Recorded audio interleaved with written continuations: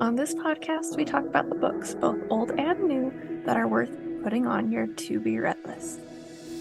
I'll include the back cover synopsis, content warnings, as well as my pro and con list.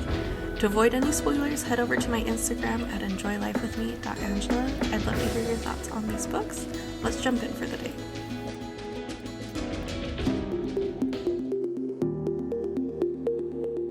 Today we're going to be talking about Sparks Over Glenwood by C.P. Cabaniss, which is the prequel to the Glenwood Harts series. The back cover synopsis says, "He's caught in a whirl of indecision. She is the spark to give him direction." Upon returning to Glenwood for the first time in 2 years, John Hart is tasked with planning and organizing an Independence Day celebration. With mere weeks to pull things together and his own life in disarray, he's a fish out of water. Debbie Abrams, recent high school graduate and history buff, is staying in Glenwood with her grandparents for the summer. Overhearing that there are plans for a big Independence Day celebration, she volunteers to help.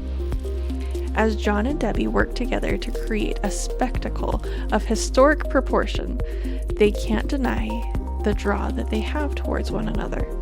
But he has plans that will take him around the world, and she wants to settle down. Is love enough to keep him grounded? Is his draw strong enough to give her wings? Or like the sparks over Glenwood, will they burn bright before burning out? This is a dual point of view contemporary romance. We have the forced proximity trope opposites the holiday.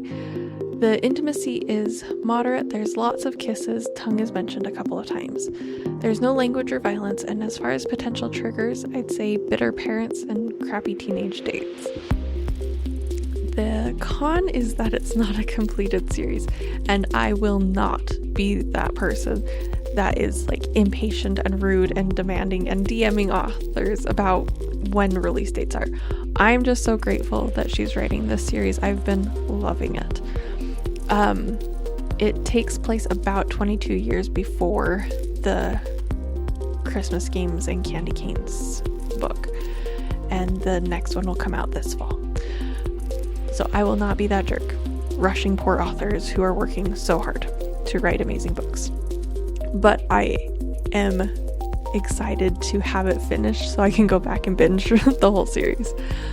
Now, on the pro side, this book had great writing. I love that the author didn't trauma dump the parents' drama at the beginning, but included it when necessary to understand the characters. She also included at the back of the book history, resources, recipes, and discussion questions. I loved that she had the characters be believable. So he had gentleman manners, like walking her home, but he wasn't over the top perfect like sometimes characters can get. And the female main character struggled with anxiety and faking her confidence sometimes, but it didn't dominate the story, but it just kind of added depth and relatability for her. I also really enjoyed the humor that she included. My favorite two were, "So, history, how did you come to know so much?" "Well, there's this place called school. They teach history classes there." And the other one was, "You have a big heart, Debbie Abrams. I think it's pretty average. Nothing has ever come back abnormal during medical exams." And I loved it. It was just so perfect. Also, the cuteness, I guess for lack of a better word, is when he says, "Most of us want to be adventurous. We dream about big things like backpacking across Europe or climbing the highest peak. But you find adventure right here. You look for shapes in the clouds and study the designs on ships. You name golf carts. You travel to battlefields that a lot of us have never bothered to learn about, so that you can imagine what life was like for the people who lived and fought and died there. The rest of us have to chase adventure, but people like you are the adventure." And I really liked this idea where we need to be curious about what's around us. We don't have to travel across the world to have these adventures.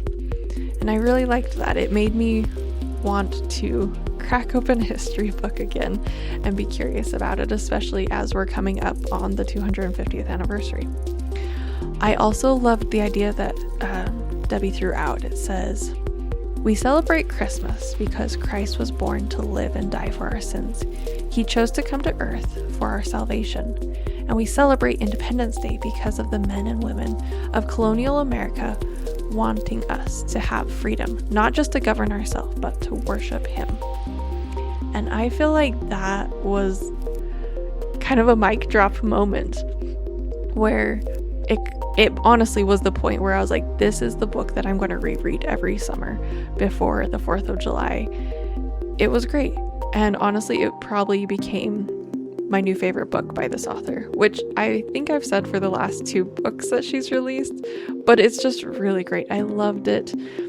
You had believable characters, you had humor and cute romance, and it also encouraged us to be more intentional about this upcoming holiday, and I think that is amazing. So if you haven't read this book, please go get it on your to be read list.